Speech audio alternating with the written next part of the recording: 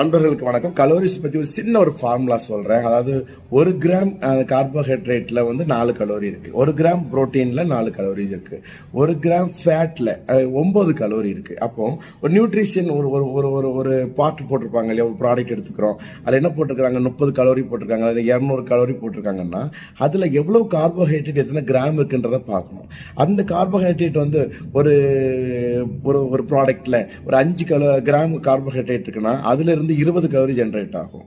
ஒரு 10 gram fat இருக்குன்னா அதுல இருந்து 90 கலோரி நமக்கு ஜெனரேட். ஏன்னா ஒரு கிராம் ஃபேட்டுங்கிறது 9 கலோரி. அப்போ இந்த மாதிரி உடல் பருமன் ஆகக்கூடாதுன்னு நினைக்கிறவங்க அந்த ஃபேட்டுல கலோரி அதிகமான உணவுகளை குறைச்சிக்கணும். டயாபெட்டிஸ் இருக்கிறவங்க கார்போஹைட்ரேட்ல அதிகமாக கலோரிஸ் இருக்கக்கூடிய உணவுகளை குறைக்கணும். இந்த மாதிரியான சில ஃபார்முலாக்களை நம்ம லைஃப் ஸ்டைலில் நம்ம அப்ளை பண்ணோம்னா நம்ம எக்ஸ்பெக்ட் பண்ணக்கூடிய ரிசல்ட்டை அற்புதமாக எடுக்கும்.